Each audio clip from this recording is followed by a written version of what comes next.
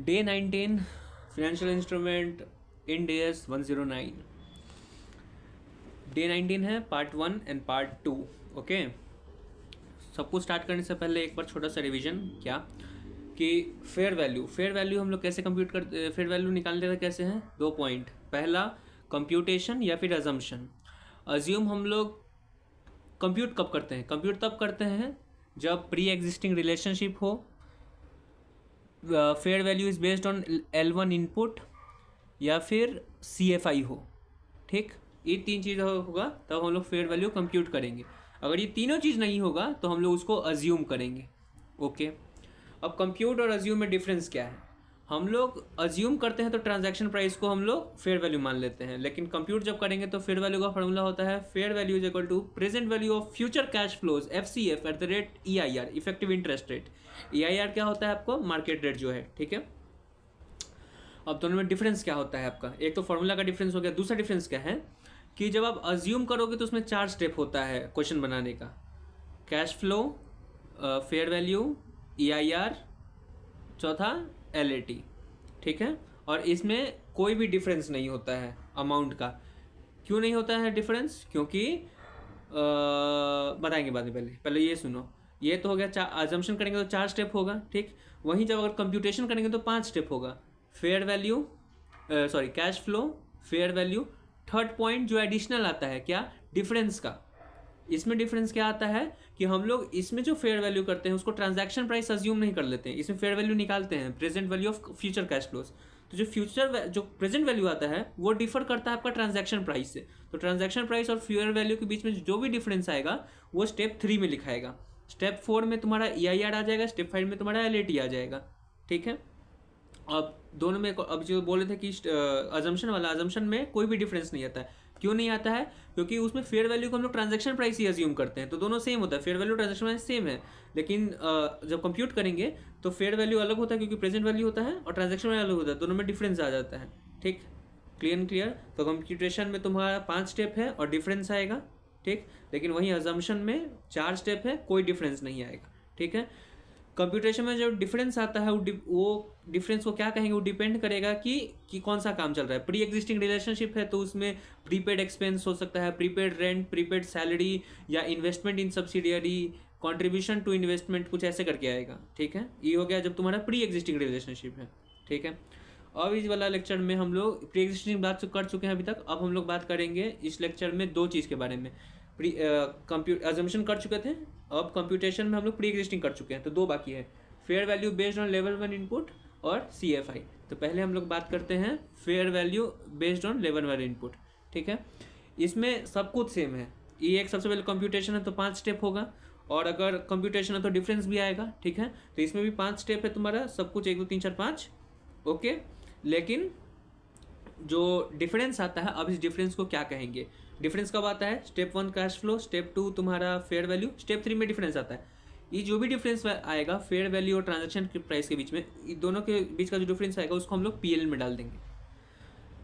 PL में डाल देंगे मतलब सुना हुआ है, प्री एग्जिस्टिंग रिलेशनशिप भी होता था तो भी उसको हम लोग PL में डाल देते हैं, लेकिन जो भी डिफरेंस होता है उसको PL में जाता था, लेकिन अमोटाइज वैल्यू जाता था। अमोटाइज करके हम लोग 5 साल का लाइफ होता था तो 5 साल में PL में जाता था। जैसे कि टोटल डिफरेंस 5,000 का है तो हर साल 1,000 रुपया जाएगा। लेकिन जब हम लोग इसका बात कर रहे हैं लेवल इनपुट का, लेवल इनपुट में डिफरेंस जो है उसको हम लोग 5 साल में नहीं डालेंगे, एक ही पहला ही साल में हम लोग पूरा PL में डाल देंगे, पूरा 5,000 रुपया एक ही साल में। ये नहीं कि 1,000 तब जाएगा जब प्री एग्जिस्टिंग है, लेकिन जब हम लोग कर रहे हैं लेवल 1 इनपुट तो एक ही साल में PL पे डल जाएगा, PL में जाएगा, बैलेंस शीट में कोई मतलब नहीं है। ठीक है, तो इससे क्लियर क्या हुआ कि जब प्री एग्जिस्टिंग रिलेशनशिप में तो PL में जाएगा, लेकिन अमोटाइज वैल्यू में। लेवल 1 इनपुट है तो PL में जाएगा, कोई अमोटाइज वैल्यू उसी 1 साल में चल जाएगा। आपका जो ये आएगा क्या नाम, प्री एग्जिस्टिंग रिलेशनशिप है, प्री एग्जिस्टिंग रिलेशनशिप में अमोटाइज वैल्यू जाता है तो हर साल जो भी आपका जो भी वैल्यू आपको होगा, जैसे कि 5,000 रुपया था तो हम लोग उसको प्रीपेड सैलरी, प्रीपेड रेंट दिखाते थे, तो 5,000 स्टार्टिंग डे 1 है, डे एंड पे 4,000 बचेगा, तो बैलेंस शीट में 4,000 दिखता था। लेकिन इसमें पहला ही साल आप लेवल 1 इनपुट वाला जो है उसमें पहला ही साल आप PL में डाल देंगे, कोई भी बैलेंस शीट में नहीं जाएगा। ठीक है, तो इसमें बैलेंस शीट है, इसमें बैलेंस शीट नहीं है, इसमें एक बार में पूरा PL में गया, इसमें लाइफ के हिसाब से अमोटाइज हुआ। ठीक है, यही है तुम्हारा क्या चीज़, कौन से बात का, लेवल 1 इनपुट का। ओके, अब हम लोग बात करेंगे CFI का।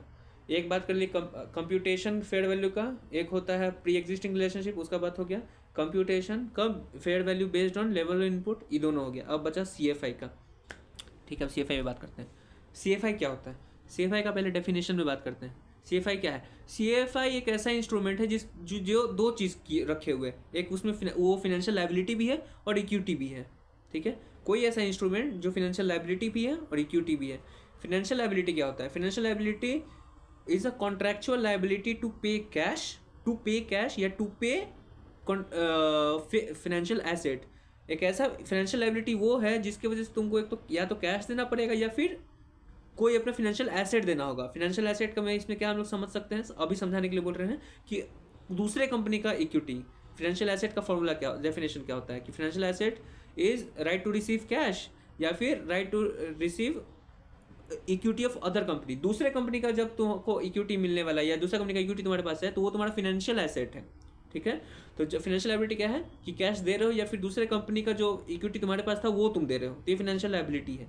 ये हो गया फिनेंशियल लायबिलिटी। इंस्ट्रूमेंट जो फिनेंशियल लायबिलिटी है वो दूसरा बात। फिनेंशियल इंस्ट्रूमेंट जो फिनेंशियल लायबिलिटी भी है और इक्विटी भी है। फिनेंशियल लायबिलिटी का डेफिनेशन दे दिए। इक्विटी क्या है? इक्विटी वो है जिसमें तुम अपना फिनेंशियल एसेट नहीं दे रहे हो लेकिन इक्विटी दे रहे हो। फिनेंशियल एसेट क्या होता है? जो दूसरे कंपनी का इक्विटी है। लेकिन इक्विटी क्या होता है? जो अपने कंपनी का ओन कंपनी का इक्विटी तुम इशू कर रहे हो, ठीक है। CFI क्या हुआ? कोई ऐसा इंस्ट्रूमेंट जिसमें FL भी है, मतलब कैश दे रहे हो या दूसरे कंपनी का इक्विटी दे रहे हो या फिर इक्विटी दे रहे हो अपने कंपनी का equity. CFI FL plus equity, ठीक है। अब हम लोग एग्जाम्पल देखते हैं। पेज 83 पे शायद है कॉपी में, उसको भी पढ़ सकते हो इसके साथ जो बोल रहे हैं। अगर हम लोग बात करें कन्वर्टेबल डिबेंचर का, कन्वर्टेबल डिबेंचर क्या है? CFI है। हाँ भाई है CFI। कैसे है? कन्वर्टेबल डिबेंचर का मतलब क्या होता है कि आपको तो इंटरेस्ट देना ही है और जब रिडेम्पशन का टाइम आएगा, मेच्योरिटी आएगा तो आपको कन्वर्ट करना होगा उसको। अगर डिबेंचर है तो उसको इक्विटी में कन्वर्ट करना होगा। तो इंटरेस्ट जो क्या वो कैश में जाएगा तो वो FL बन गया। डिबेंचर का जो प्रिंसिपल है जो मेच्योरिटी पे जाएगा वो तो इक्विटी में जाएगा, तो वो इक्विटी हो गया और ये क्या FL हो गया। तो FL और इक्विटी मिलके क्या बना दिया? CFI। तो कन्वर्टेबल डिबेंचर को क्या कहेंगे हम लोग? CFI कहेंगे, ठीक है। अब तो तुमको ये समझा दिए कि डिबेंचर, सॉरी अभी जो हम लोग बात किए इसमें क्या बात की है कि जो डिबेंचर है कन्वर्टेबल डिबेंचर है, मतलब इंटरेस्ट तो कैश में जाएगा लेकिन प्रिंसिपल जो है वो इक्विटी में जाएगा। लेकिन अब हम लोग बात करते हैं कि ये जो डिबेंचर का जो प्रिंसिपल जा रहा है, अगर उसको बोले कि it is convertible only upon the option of holder या फिर इशूअर मतलब कंपनी, कि रिडेम्पशन पे, मेच्योरिटी पे या तो होल्डर उसको कन्वर्ट करना, होल्डर के पास ऑप्शन है कि वो कन्वर्ट करे ना करे, या फिर इशूअर के पास ऑप्शन है कि कन्वर्ट करे या ना करे, ठीक है। हम लोग बात करते हैं कि अगर जो से कि कोई भी कन्वर्टेबल डिबेंचर है, ठीक है, कन्वर्टेबल डिबेंचर है लेकिन इसका ये कन्वर्ट होगा कि नहीं उसका ऑप्शन होल्डर के पास है। अगर होल्डर के पास ऑप्शन है तो उसका इंटरेस्ट तो कैश में जाएगा, वो कंपनी के लिए FL हो गया। उसका जो अथी है क्या उसको कहते हैं प्रिंसिपल है, उसको जब कंपनी अपने बुक्स में लिखेगी तो उसको क्या मानेगी? प्रिंसिपल को इक्विटी मानेगी कि FL मानेगी? देख भाई, it is on the option of holder. या तो ये कैश में ले सकता है प्रिंसिपल को या फिर वो इक्विटी में ले सकता है। कंपनी अगर चाहेगा तो क्या वो बोल सकता है कि भाई हम तुमको कैश नहीं देंगे, और होल्डर अगर होल्डर मांग रहा हो कैश और कंपनी बोले कि नहीं देंगे, ऐसा हो सकता है? नहीं हो सकता, क्योंकि ये ऑप्शन होल्डर पे है। तो कंपनी ये मान के चलेगी कि हम लोग उसको कैश देंगे। तो अगर इंटरेस्ट भी कैश में जा रहा है और प्रिंसिपल भी कैश में जाएगा, तो दोनों अगर ये भी कैश में गया तो FL इंटरेस्ट, प्रिंसिपल भी कैश में गया तो वो भी FL बन गया। तो इंटरेस्ट भी FL, प्रिंसिपल भी FL, तो इंटरेस्ट प्रिंसिपल दोनों मिल गया, दोनों FL है तो FL है, वो CFI नहीं हुआ। कब? जब eight the option of holder है, ठीक है। अब अगर बात करते हैं conversion eight the option of company, company के ऊपर है कि वो कन्वर्ट करेगा कि नहीं। इंटरेस्ट तो कैश में देगा तो कंपनी के लिए वो FL ही है। अगर प्रिंसिपल कंपनी क्या चाहेगा कि हम कैश में नहीं देंगे, उसको इक्विटी में देगा, तो जो प्रिंसिपल है वो इक्विटी में गया, इंटरेस्ट कैश में गया, तो ये CFI बन गया, ठीक है। 4 चीज़ समझे हम लोग। अगर कोई भी कन्वर्टेबल डिबेंचर है लेकिन convertible eight the option of holder है, अगर eight the option of holder है तो इंटरेस्ट भी कैश में हमको लेना होगा, प्रिंसिपल भी कैश में लेना होगा। तो अगर eight the option of holder हुआ तो वो पूरा फिनेंशियल लायबिलिटी का आएगा, वो CFI नहीं होगा। लेकिन वहीं पे अगर जो हमारा convertible debenture eight the option of company है तो वो इंटरेस्ट तो कैश में देगा, तो वो FL हो गया, और प्रिंसिपल तो इक्विटी में देगा, तो इक्विटी हो गया, दोनों मिला के CFI बन जाएगा। तो eight the option of company CFI, eight the option of holder financial liability, ठीक। किसके लिए ये दोनों बात? किसके लिए? कंपनी के लिए। ये एक बात हमको समझ में आ गया। तो एक बात क्लियर किससे हुआ, अभी एक बात पे चलते हैं हम लोग, क्या कि eight the option of holder हुआ तो सीधा बात है कि उसको कंपनी एफएल मानेगी, क्योंकि इंटरेस्ट और प्रिंसिपल दोनों कैश में जाने वाला है, ठीक। लेकिन भाई मेरे इसमें भी एक पॉइंट है। क्या? अभी तक हम लोग दो चीज़, कोई भी इंस्ट्रूमेंट के ऊपर बात करते थे, उसका इंटरेस्ट और प्रिंसिपल। अब एक और चीज़ आने वाला है, सुनो। अभी हम लोग क्या बोले कि अगर eight the option of holder है तो उसको हम कंपनी एफएल मानेगी, इंटरेस्ट और प्रिंसिपल दोनों को। लेकिन क्या हुआ कि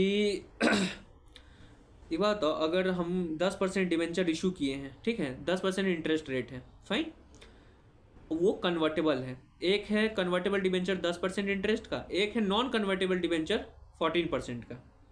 इंटरेस्ट का डिफरेंस क्यों आता है? ये कन्वर्टेबल डिवेंचर है, मतलब कि कुछ दिन के बाद ये इक्विटी में चला जाएगा। तो जो ओनर, जो होल्डर इसमें कन्वर्ट डिवेंचर में पैसा लगाया था, वो ये सोच के नहीं लगाया था कि हमको 10% हमको इंटरेस्ट चाहिए, वो ये सोच के लगाया था कि हमको इक्विटी मिलेगा।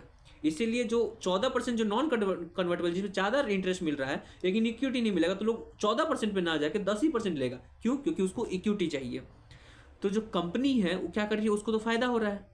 क्या फायदा हो रहा है कि वो जो मार्केट में जो 14% जो दूसरी कंपनी अगर नॉन कन्वर्टेबल दे रही है, तो मार्केट में जो लोग 14% पे, वही जैसे कि 10 लाख रुपए का डिवेंचर ये भी निकाला है, दूसरा कंपनी भी निकाला, ये 10% दे रहा है, ये 14% दे रहा है, लेकिन ये कन्वर्टेबल डिवेंचर है, ये नॉन कन्वर्टेबल डिवेंचर है।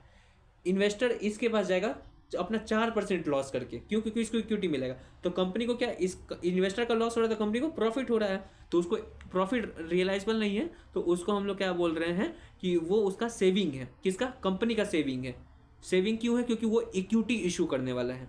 तो भले ही अगर eight the option of holder है, तो एट द ऑप्शन ऑफ अगर होल्डर है तो इंटरेस्ट भी एफएल मानता है कंपनी, प्रिंसिपल भी एफएल मानता है। लेकिन जो इंटरेस्ट जो सेव हो रहा है 14% माइनस 10% जो कंपनी को सेव हो रहा है 4%, वो किस वजह से सेव हो रहा है? वो इस वजह से सेव हो रहा है क्योंकि वो इक्विटी इशू करने वाला है। भले ही होल्डर उसको इक्विटी भी नहीं लेना चाहता है, उसको हम मतलब होल्डर कुछ भी लेना चाहे, eight the option of holder है, कंपनी उसको कैश मान रही है, तो उसको एफएल प्रिंसिपल और इंटरेस्ट को एफएल मान रही है। लेकिन जो इंटरेस्ट बच रहा है, क्यों बच रहा है? क्योंकि कंपनी को इशू करना है इक्विटी, तो इक्विटी की वजह से उसको इंटरेस्ट सेव हो रहा है। इसलिए ये जो सेविंग है उसको हम लोग अब इक्विटी बोलेंगे। तो कोई भी इंस्ट्रूमेंट में अभी तक दो चीज़ था, तीन चीज़ आ गया, क्या? एक इंटरेस्ट, एक प्रिंसिपल, एक सेविंग इन इंटरेस्ट। ये दोनों भले ही एफएल है तुम्हारा, लेकिन इंटरेस्ट सेविंग वो तो इक्विटी है। तो तीनों को देखोगे तो सीएफआई बन जाएगा, ठीक है। ये पूरा कॉन्सेप्ट समझा दिया तुमको सीएफआई का। अब सीएफआई का हम लोग कैसे क्वेश्चन बनाते हैं, देखो भाई, नॉर्मल चीज़ है। फेयर वैल्यू का कंप्यूटेशन करते हैं तब तीन चीज़ आता है। कब कंप्यूटेशन करते हैं? जब प्री एग्जिस्टिंग रिलेशनशिप, L1 या फिर सीएफआई, ये तीनों चीज़ होता है। तो 5 स्टेप होता है और डिफरेंस वाला बात होता है, ठीक है। तो 5 स्टेप, तब सीएफआई की बात करें तो सीएफआई है तो इसमें भी फेयर वैल्यू कंप्यूट हो रहा है, तो 5 स्टेप लगेगा। तीसरा स्टेप तुम्हारा एडिशनल वाला जो डिफरेंस निकलेगा वो इसमें आएगा, ठीक। तो एक तो तुम पाँच स्टेप बढ़ा, तीसरा स्टेप को 5 स्टेप बढ़ा, क्यों? क्योंकि तीसरा स्टेप नहीं आया, अभी तीसरा स्टेप की वजह से डिफरेंस आता है। तो जो सीएफआई का डिफरेंस है उसको हम लोग क्या बोलेंगे? जो सीएफआई का डिफरेंस है उसको हम लोग इक्विटी बोलेंगे। इक्विटी बोलेंगे और उसको क्या पीएल में दिखाएंगे? नहीं, उसको दिखाएंगे बैलेंस शीट में। बैलेंस शीट का होता है equity and liability, equity and liability में होता है इक्विटी, उसके बाद लायबिलिटी। इक्विटी के अंदर आता है अदर इक्विटी, पेज 1.7 पे दिया हुआ है। तो ये जो डिफरेंस है ना वो अदर इक्विटी में दिखाया जाएगा, ठीक है। अब ब्रीफ दे रहे फिर से, समरी। प्री एग्जिस्टिंग रिलेशनशिप है तो उसको पीएल में जाके अमोटाइज करेंगे, जो भी प्रीपेड एक्सपेंस सब आराम से चीज़ हुआ उसको पीएल में अमोटाइज करेंगे। L1 इनपुट है तो उसको पीएल में जाएंगे, लेकिन अमोटाइज नहीं करेंगे, पूरा डाल देंगे। सीएफआई है तो उसको पीएल का कोई काम ही नहीं करना है। इसको कहाँ डालना है? इसको हम लोगों को डालना है सीधा आधी में, क्या उसको कहते हैं, बैलेंस शीट में जाएगा। ये दोनों, पहला वाला जो है वो बैलेंस शीट में जाएगा, जो प्री एग्जिस्टिंग है वो बैलेंस शीट में जाएगा अमोटाइज वैल्यू पे। L1 पीएल में जाएगा, बैलेंस शीट में जाएगा। तीसरा सीएफआई पीएल में नहीं जाएगा, सीधा बैलेंस शीट में जाएगा। ओके, ये सब हो गया बात। अब हम लोग बात करेंगे कि जब, अब हम थोड़ा सा तुमको सीरियसली, अब अभी तो हम ऊपर से बता दिए, 2 पॉइंट ऐड हुआ है, लेकिन अब क्वेश्चन कैसे बनाना अब इसमें तुमको समझाना जरूरी है, ठीक है। देखो पहले ओवरव्यू देते हैं, ठीक है। स्टेप वन क्या चीज़ होता है? कैश फ्लो का। हम लोग कैश फ्लो लिखते हैं, ठीक है। अब देख लो भाई, एक बात जान लो, बहुत पहले हम लोग एक चीज़ पढ़ते हैं कि जो भी सीएफआई होता है वो सिर्फ उसके लिए होता है जो इशू कर रहा है। जो कंपनी अपना इंस्ट्रूमेंट इशू कर रही है ना, उसी के लिए सीएफआई है। जो उसको मिल रहा है उसके लिए सीएफआई होगा ही नहीं। क्यों नहीं होगा? क्योंकि उसके लिए वो फिनेंशियल एसेट होगा। नॉर्मल चीज़ सोचो, अगर कोई कंपनी अपना इक्विटी इशू कर रही है, कंपनी कन्वर्टेबल डिवेंचर इशू कर रही है, कन्वर्टेबल डिवेंचर तुम्हारा CFI है, उसमें कुछ इक्विटी होगा कुछ तुम्हारा FL होगा, तो उसको CFI कहेंगे। लेकिन जिसको मिल रहा है उसको क्या मिल रहा है, उसको दूसरे कंपनी का इक्विटी मिल रहा है, तो वो फिनेंशियल एसेट में दिखाएगा अपना, तो फिनेंशियल एसेट में सीधा डिवेंचर लिखेगा, फिनेंशियल एसेट हो गया, वो CFI नहीं होगा। लेकिन कंपनी जो इशू कर रही है वो तो ओन इक्विटी इशू कर रही है ना, ओन इक्विटी क्या होता है, इक्विटी होता है, तो वो CFI में जाएगा।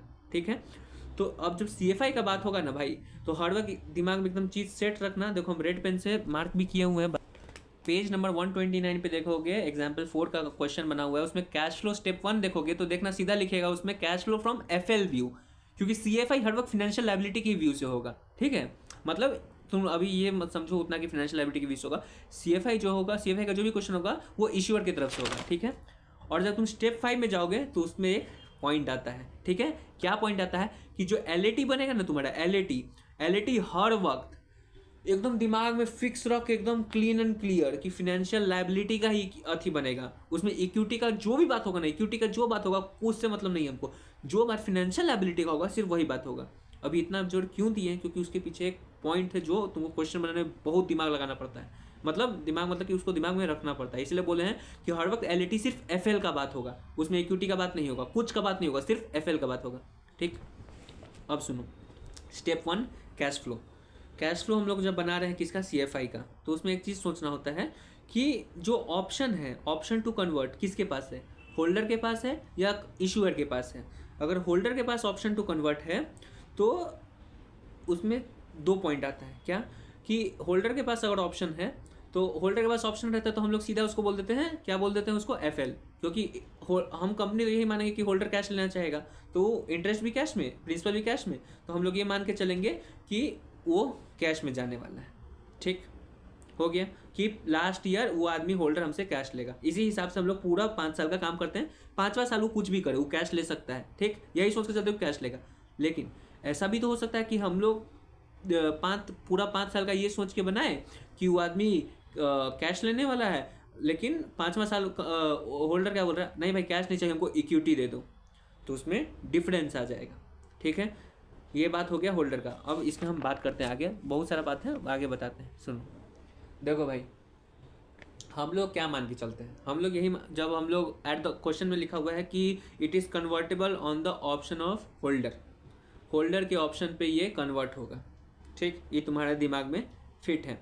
ओके, तो जब होल्डर के ऑप्शन पे कन्वर्ट होगा तो तुम FL मानोगे, राइट, फिनेंशियल लायबिलिटी मानोगे कि कैश में जाएगा हर वक्त। फाइन, तो फिनेंशियल लायबिलिटी को बैलेंस शीट में कहाँ दिखाते हैं, क्लोजिंग बैलेंस पे दिखाते जाते हैं। ठीक है, ओके, फिनेंशियल लायबिलिटी को कैसे दिखाएंगे हम लोग, जो भी बैलेंस शीट है उसका एक इक्विटी वाला पार्ट है, एक फिनेंशियल लायबिलिटी वाला पार्ट है, तो फिनेंशियल लायबिलिटी वाला कुछ पार्ट इसमें जाता जाएगा क्लोजिंग बैलेंस पे, जो LAT बनाते हैं तो उसका क्लोजिंग बैलेंस चलता जाएगा।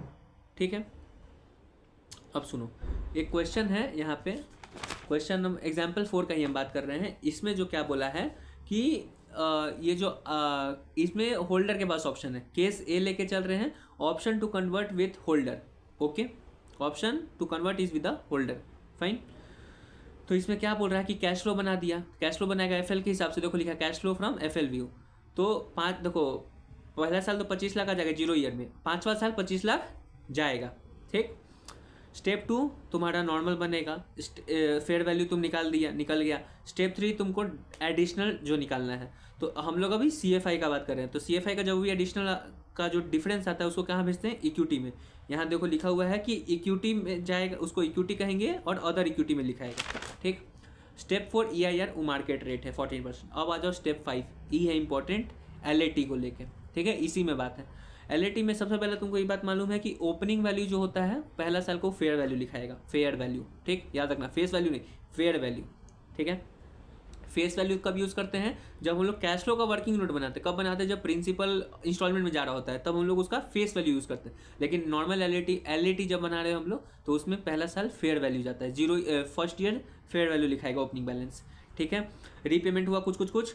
अब 5th ईयर में देखो, 5th ईयर में हम लोग आके क्या देख रहे होते हैं कि देखो 5th ईयर का अभी एंड नहीं हुआ है। ठीक है, 5th ईयर का एंड पे तुम पहुंचे हुए हो, होल्डर अभी कोई एक्सरसाइज नहीं ऑप्शन किया, ना वो कैश लेने के लिए बोला है, ना अभी कन्वर्ट करने के लिए बोला है। तो तुम्हारा जो बैलेंस शीट है वो पेज 131 पे तुम देखोगे, उसमें लिखा है balance sheet before holder exercise any option. उसमें क्या दिख रहा होगा तुमको, इक्विटी एंड लाइबिलिटी के अदर इक्विटी में तुमको 34,3365 दिख रहा है। वो क्या है तुम्हारा, वो डिफरेंस अमाउंट है जो स्टेप 3 में तुमको डिफरेंस आया था। लाइबिलिटी में तुम्हारा फाइनेंशियल लाइबिलिटी 10% डिवेंचर दिख रहा है 25 लाख का। क्यों दिख रहा है, वो इसीलिए दिख रहा है 25 लाख का क्योंकि हो सकता है कि जो क्या उसको कहते हैं सामने वाली जो कंपनी है, मतलब सामने वाली जो होल्डर है, वो या तो वो कैश में ले 25 लाख, इसलिए या तो कैश में 25 लाख ले सकती है या फिर वो तुमको इक्विटी में 25 लाख ले सकती है। इसलिए बैलेंस शीट में एफएल में उतना अभी दिख रहा है। ठीक है, अब तुम क्या करोगे, तुम मारोगे जर्नल एंट्री। ठीक है, अब स्टेप 5 हो गया। अब जर्नल एंट्री पर, जर्नल एंट्री में क्या है, जर्नल एंट्री में क्या होता है, सबसे पहले डे 1 हम लोगों को दिखाना होगा कि हमको लोन आया है। लोन आएगा तो क्या, बैंक अकाउंट डेबिट जितना कैश आया टू एफएल किस पे recognise, FA FL CFI equity ये सब किस पे रिकग्नाइज होता है, इनिशियल रिकग्निशन किस पे, फेयर वैल्यू पे। तो फेयर वैल्यू कुछ अमाउंट होगा, लेकिन ट्रांजैक्शन प्राइस तुम्हारा बैंक में दिख रहा है, तो बैंक वाला और एफएल का मैच नहीं करेगा, इसलिए तो डिफरेंस क्रिएट होता है स्टेप 3 वाला। तो स्टेप 3 का जो भी वैल्यू होगा उसको किस में दिखाएंगे, इक्विटी में। तो इसमें लिखाएगा bank account debit to equity to FL. देखो हम 2 थोड़ा सा उधर कर दिए तो वही गलती हुआ है, bank account debit to FL to equity ऐसे जाएगा। ठीक है, तुम इंटरेस्ट एक्सपेंस बुक करोगे ईयर एंड पे। ठीक है, ये सब ऐसे करते हैं। 5 साल हो गया, 5वां साल 2 केस बनता है। क्या अभी तक तो हम लोग उसको क्या मान के क्या बोले थे कि हम लोग उस इंस्ट्रूमेंट को मान के चल रहे थे कि हमारा एफएल है, क्योंकि eight the option of holder है, होल्डर के ऑप्शन पे था, हम लोग सोच रहे थे कि कैश ही जाएगा इसलिए एफएल माने हुए। तो 2 केस बनता है कि हम लोग तो एफएल मान रहे थे कि कैश में जाएगा, लेकिन साला होल्डर क्या बोल रहा है कि भाई तुम हमको या तो कैश दे दे, बोले ठीक है कैश दे दे, या बोल सकता है कि हमको इक्विटी दे दे। तो 2 केस बना। पहला केस कि होल्डर जो बोल रहा है वो कैश लेना चाहता है, जो हम सोचे हुए थे कि कैश लेगा, तो उसका क्या बनेगा, journal entry financial liability to cash. तुम्हारा बैलेंस शीट में भी बोले थे कि बिफोर कुछ भी ऑप्शन करने से पहले उसमें लिखा था कि फाइनेंशियल लायबिलिटी 25 लाख का है, तो उसी को 25 लाख एफएल क्या है, लायबिलिटी है तो क्रेडिट में था, क्रेडिट को डेबिट कर दो, FL account debit to cash 25 lakh का पैसा तुम्हारे पास चला गया, तुमसे निकल गया, क्योंकि होल्डर कैश में अति किया था, ऑप्शन लिया था। तो एक तो 25 लाख तुम्हारा एफएल खत्म हो गया, लेकिन तुम्हारा बैलेंस शीट में एफएल 0 हो गया, लेकिन अदर इक्विटी में अभी भी तुम्हारा 34,36 समथिंग दिख रहा है, क्योंकि वो तो डिफरेंस अराइज हुआ था। क्यों हुआ था अराइज, क्योंकि तुम्हारा फेयर वैल्यू उसमें डिफरेंस था। तो उसका क्या करना है, जब फाइनेंशियल लायबिलिटी खत्म हो गया तो उसको भी तुमको खत्म करना होगा। कैसे खत्म करोगे, अदर इक्विटी में वो दिख रहा था ना, अदर इक्विटी से तुम उसको डालना होगा रिटेन्ड अर्निंग में। ठीक है, तो अदर इक्विटी का लायबिलिटी है तो क्रेडिट दिख रहा होगा, उसको डेबिट कर दो, और जब उसको क्रेडिट डेबिट किए हो तो कुछ तो तुमको रिटर्न अर्निंग भी लायबिलिटी है तो उसको क्रेडिट करना होगा, तो तुमको equity component account debit to retained earning, वैसे करके इक्विटी भी खत्म, तुम्हारा एफएल भी खत्म। ये कब हुआ, जब वो कैश में लिया। अब अगर क्या बोल रहा है कि हम लोग तो अभी तक मान के चलते क्यों कैश लेगा, इसलिए एफएल उसको ट्रीट कर रहे थे। अब क्या हो रहा है, होल्डर क्या बोल रहा है, हमको चाहिए इक्विटी। तो कुछ नहीं करना है, करना ये है तुमको कि जो भी, जैसे कि अब तो फाइनेंशियल लायबिलिटी तुम्हारा डिवेंचर बैलेंस शीट में अभी तक दिख रहा था कि जब तो कुछ ऑप्शन नहीं लिया है, उसमें क्या दिखा रहा था, फाइनेंशियल लायबिलिटी 10% डिवेंचर 25 लाख से दिख रहा था। ठीक है, अब वो चाहता है इक्विटी लेना, तो कैश की जगह उसको इक्विटी देंगे। एफएल तुम्हारा क्या था, लायबिलिटी तो क्रेडिट था, उसको डेबिट कर दो, उसमें भी डेबिट किए थे लेकिन उसको कैश से पेमेंट किए थे, इसमें हम लोग एफएल को डेबिट करके इसमें इक्विटी से पेमेंट करें, टू इक्विटी चला जाएगा। ठीक है, टू इक्विटी उस अमाउंट का चला जाएगा। इसमें कुछ मत सोचो कितना सिक्योरिटी प्रीमियम, जैसे कि उसको 25 लाख का था, तुम्हारा इक्विटी 10 रुपये है, लेकिन 12 रुपये मार्केट बिक रहा है, तो उतना मत दिमाग लगाओ, सीधा लिखो एफएल टू इक्विटी, उतना अमाउंट डाल दो। अब उसको तुम क्लासीफाई करोगे, equity account debit, equity account तुम्हारा डेबिट हो गया, जो भी तुम्हारा अति था, क्या उसको कहते हैं, सुनो फिर से बोल रहे, फाइनेंशियल लायबिलिटी को तुम कैश में नहीं दे के इक्विटी में दे रहे हो। ठीक है, तो 25 लाख का फाइनेंशियल लायबिलिटी था, तुम 25 लाख इक्विटी दियो, तो ये जो 25 लाख इक्विटी में गया, पहले से तुम देखो कि इक्विटी अदर इक्विटी में 34,333 था, और 25 लाख और गया, तो उसमें टोटल कितना हो गया तुम्हारा 2,84,333 समथिंग आ गया। ठीक है, तो ये जो 28 लाख है वो क्या सिर्फ इक्विटी शेयर कैपिटल है, उसमें सिक्योरिटी प्रीमियम भी कुछ होगा ना, तो उतना इक्विटी शेयर कैपिटल में जाएगा और सिक्योरिटी प्रीमियम में जाएगा। ठीक है, ये तुम्हारा जर्नल एंट्री हो गया। ठीक है, क्लीन एंड क्लियर। ये अभी तक ये पूरा सिचुएशन कब का बताया, जब तुम्हारा at the option of holder है, at the option of holder था तो हम लोग उसको अभी तक एफएल मान के चल रहे थे, बाद में कुछ ऑप्शन वो क्या होल्डर बोले कि हम कैश लेंगे या इक्विटी लेंगे, उसके बीच के उसके चेंज की वजह से सिर्फ जर्नल एंट्री चेंज हो रहा है, बाकी सब सेम होगा। लेकिन एक बात पॉइंट जाना चाहते हैं जो हम गलती से भूल गए, स्टेप 5 में जब एलईटी बना रहे थे तो जब लास्ट साल आता है 5th ईयर, तो 5th ईयर में हम लोग क्या करते हैं कि जो भी हमारा प्रिंसिपल था उसको हम लोग पेमेंट आउट करते हैं। तो इंटरेस्ट यहाँ पे 2.5 लाख था प्लस 25 लाख वो देते, लेकिन इसमें हम लोग 25 लाख अभी सोच लो कि अभी नहीं दिए हैं। क्यों नहीं दिए? हम लोग ये लास्ट में हमको पता चल गया कि वो 25 लाख हम उसको ये हो गया केस टू में ये हुआ, उसमें नहीं लिखा हुआ है लेकिन ये केस 2 का बात है। क्या हुआ कि जो 25 लाख है ना, वो 25 लाख हम कैश में तो नहीं दे रहे हैं। केस 2 क्या था कि हम लोग उसको इक्विटी दे रहे हैं, तो पेमेंट जब हम लोग कर रहे हैं रीपेमेंट 5th ईयर का, तो सिर्फ 2.5 लाख इंटरेस्ट आएगा ना, जो 25 लाख उसका तो कैश नहीं गया। तो कैश नहीं गया तो लिखाएगा नहीं, देखो वहाँ पे काटा हुआ 25 लाख, इसलिए उसके लिए काट दिया गया। ठीक है, तो 25 लाख कभी भी मत, जब प्रिंसिपल कभी भी पे आउट मत करना जब इक्विटी में होल्डर ले रहा होगा। ठीक है, उसको पे आउट नहीं करना है। ठीक है, एक और बात स्टार्टिंग में बोल रही थी कि एलएटी हर वक्त एफएल का होता है।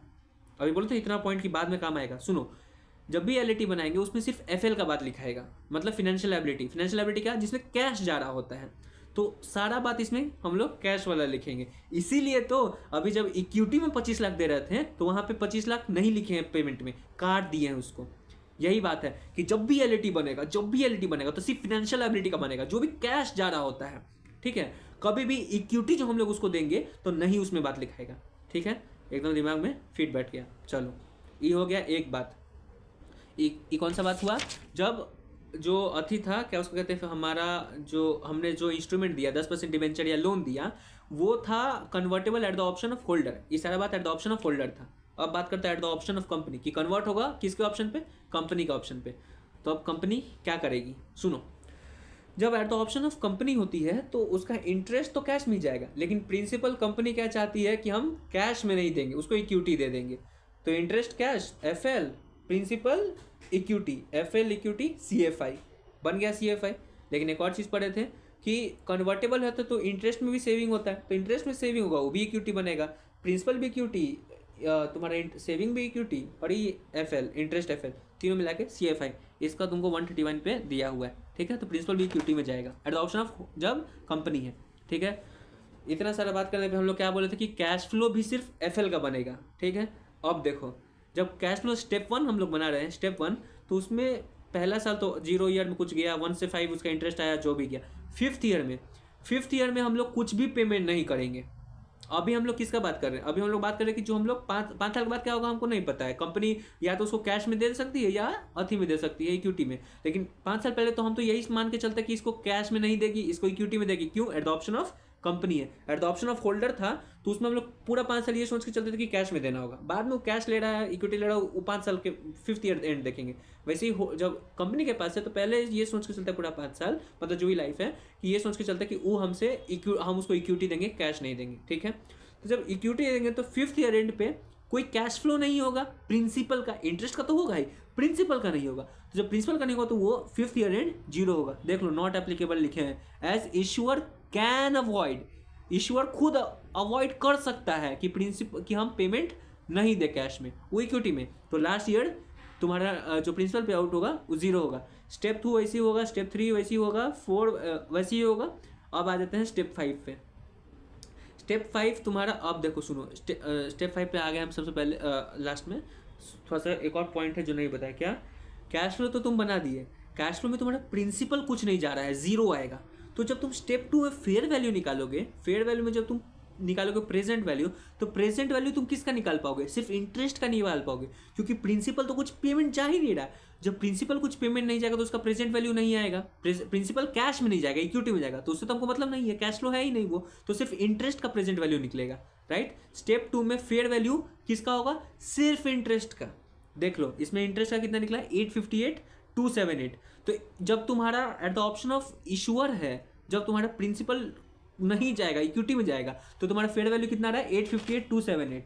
लेकिन जब एट द ऑप्शन ऑफ तुम्हारा होल्डर था तो फेयर वैल्यू तुम्हारा कितना रहा था? 21 लाख आ रहा था। क्यों? क्योंकि उसमें प्रिंसिपल कैश में जा रहा था, तो उसका वैल्यू बढ़ा दिया।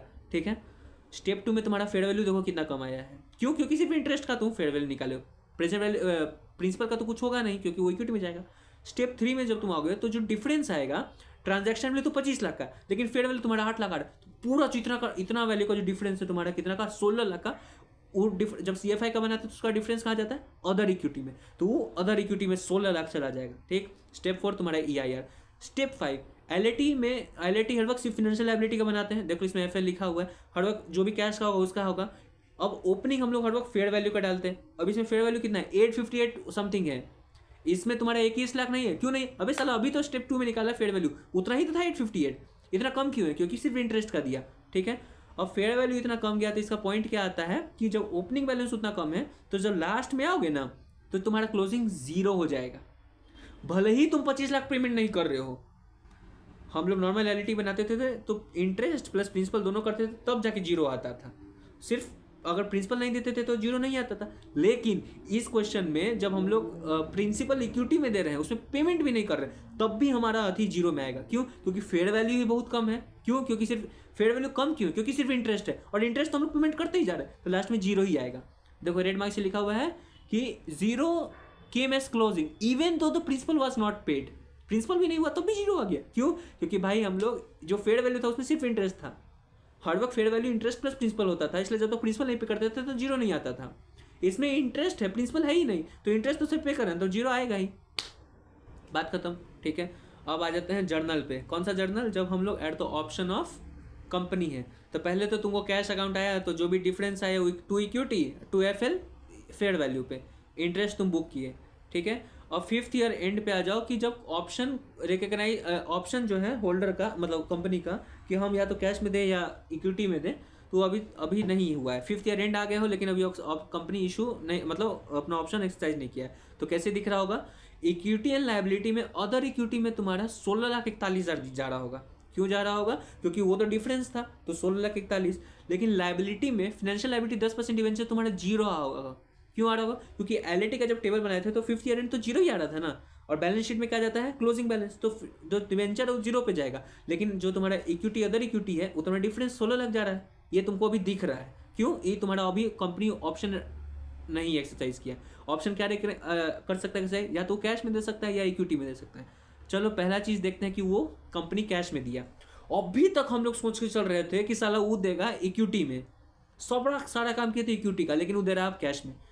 तो चलो ठीक है, कैश में छोड़ो, पहले हम लोग केस 2 ही देख लेते हैं। क्या अभी तक सोच चले थे कि इक्विटी में देगा, तो अब जर्नल एंट्री मानते हैं कि वो इक्विटी में दिया। तो क्या करना है? अभी तक इक्विटी तुम्हारा इक्विटी का बैलेंस क्या है? क्रेडिट। इसको खत्म करने के लिए क्या करना होगा? डेबिट। तो equity component account debit to equity share capital, क्योंकि अब इक्विटी शेयर कैपिटल आ गया वो, तो ESQ और उसका जो भी सिक्योरिटी प्रीमियम है वो बैलेंस फिगर, ठीक है। एक अब जब इक्विटी में दिया, जो हम लोग सोच के चल रहे थे कि अब तक इक्विटी में देगा, इक्विटी में दिया। अब क्या अभी तक सोच के चले थे कि हम लोग इक्विटी में देंगे, अब दे रहे हैं कैश में। तो क्या करेंगे? जो भी इक्विटी हमारा जो क्रेडिट में दिख रहा था, लायबिलिटी में जो भी 16 लाख है, उसको तो खत्म करना होगा ना, चाहे तुम उसको इक्विटी शेयर कैपिटल देके करो या कैश देके करो। तो इक्विटी शेयर जो भी तुम्हारा इक्विटी है उसको तो पहले डेबिट किया, अब उसमें तुम क्या किया था कि तुम दे दिया था इक्विटी शेयर कैपिटल में। अब तुम क्या करोगे? Equity component account debit to cash. Cash तो तुम 25 लाख देगा, लेकिन इक्विटी में 16 लाख दिख रहा है। कुछ डिफरेंस आया, क्या चीज का डिफरेंस आया? तुम्हारा जो भी फेयर वैल्यू उसके बीच का जो भी डिफरेंस, मतलब दूसरा चीज का डिफरेंस है, वो डिफरेंस जो कोई चीज़ का डिफरेंस है, तो जो भी डिफरेंस है वो रिटेन अर्निंग हो जाएगा, ठीक है भाई। यही था पूरा स्टोरी आज का। ठीक है। अब इलस्ट्रेशन 126 पे देखोगे तो एक उसमें क्वेश्चन छोड़ो, इलस्ट्रेशन 126 में देखो तो एक नोट है, उसमें क्या बोलता है कि कंपनी ने इंटरेस्ट बुक की हुई है इतना अमाउंट, कितना अमाउंट बुक की हुई है तुम्हारा 48,000 इंटरेस्ट की तरफ से। अकाउंटेंट गधा था। देखो हाँ, ये समझाने से पहले एक और चीज़ हमको समझाना था, सुन लो। क्या कि भाई मेरे 2-3 बात है, क्या कि जब भी हम लोग काम कर रहे होते हैं तो दो क्वेश्चन में दो चीज़ देखा, दो को इंटरेस्ट दिखा होगा। एक 8% डिवेंचर, 8% लोन कुछ करके, तो ये जो 8 और एक होगा मार्केट रेट की सिमिलर मार्केट ट्रांजैक्शन 10% ले रहा है, तो जो 8% हुआ डिवेंचर का उसको कूपन रेट कहते हैं।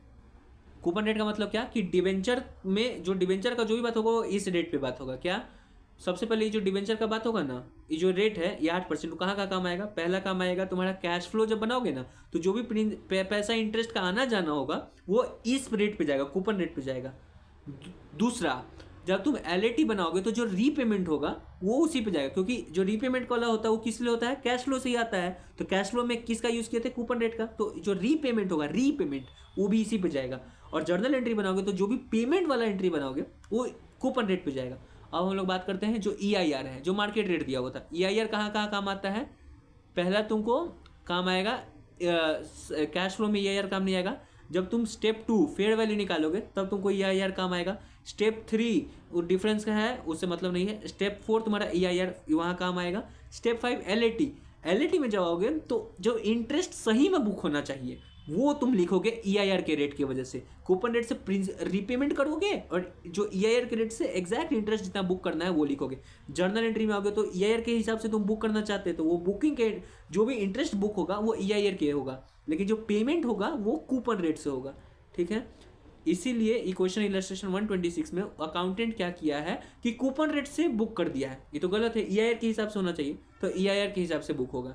ठीक है, एक और बात हम लोग बहुत पेज 121 पे पढ़े थे, इलस्ट्रेशन 126 था, पेज 121 पे ये क्या लिखे थे कि देखो भाई जब प्रिंसिपल हमारा जो भी है वो लास्ट ईयर अगर पे हो रहे हैं तो उसके लिए जो भी हम लोग बैलेंस शीट में अमाउंट जाएगा वो नॉन करेंट एसेट में ही जाएगा सीधा। अगर प्रिंसिपल इंस्टॉलमेंट में जाएगा तब तुम उसको नॉन करेंट एसेट और करेंट एसेट में दिखाओगे, वैसे नहीं तो तुम अगर लास्ट में जा रहा है प्रिंसिपल तो उसको नॉन करेंट एसेट में दिखाओगे। ठीक है, यही था भाई आज का टोटल लेक्चर 19 का। CFI होगा, कैश फ्लो हो गया, इंटरेस्ट, कैश फ्लो।